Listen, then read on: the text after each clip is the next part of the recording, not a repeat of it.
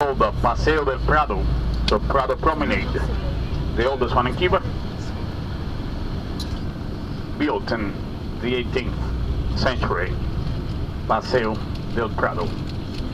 So you may see these lions, you may see these animals, these lions made of bronze, and they are the logotypes of the symbols of the pets of the Industriales baseball team. So Industriales is a baseball team from Havana, and it is like in the States.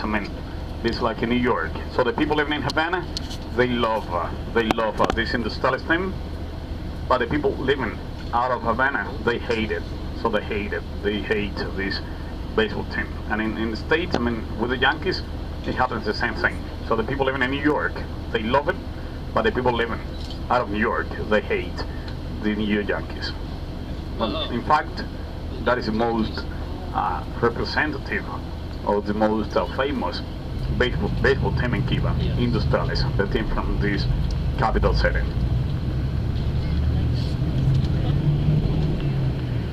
So you may see different races.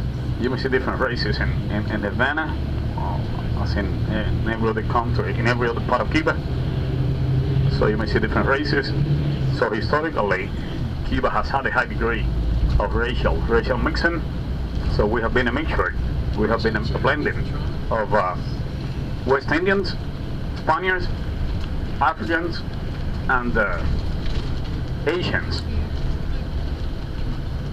So that's the reason why today 66%. So 66% of Cubans are considered white.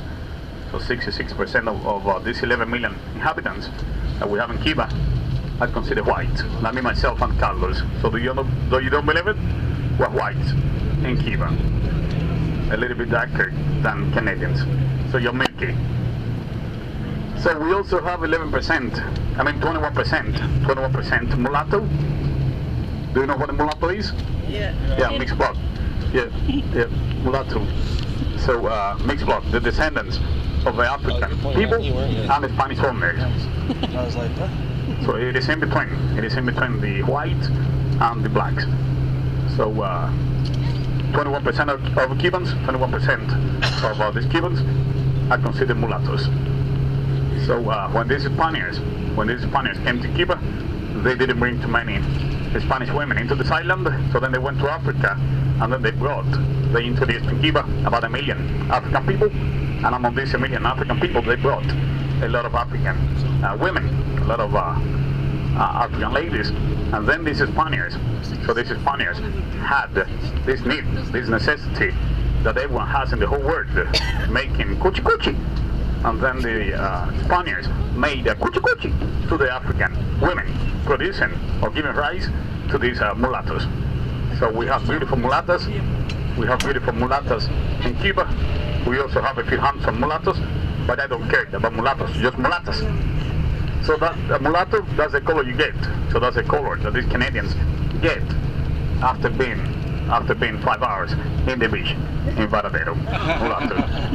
So then we also have 11% Negroes or black, darker than mulattoes, direct descendants of these African people, and 1% Chinese. So we have a Chinatown. There is a Chinatown in Havana, like in every big capital city all over the world. So a lot of Chinese laborers came to work at the sugarcane plantations as soon as slavery was abolished in 1886. So everyone lives in harmony in Cuba, no racial discrimination in Cuba, no racial segregation in Cuba. We're equal. So we're equal in Cuba, equalism or equality, that's what communism means, being equal. So on the left, you may see the biggest hospital in Cuba. You can also see this equestrian statue to a mulatto, by the way, Antonio Maceo, a mulatto. So Maceo fought in these 2 wars of independence. So he got freed, and then he fought this Spanish army. So Maceo became the bravest. So he became the bravest of all these Cuban generals.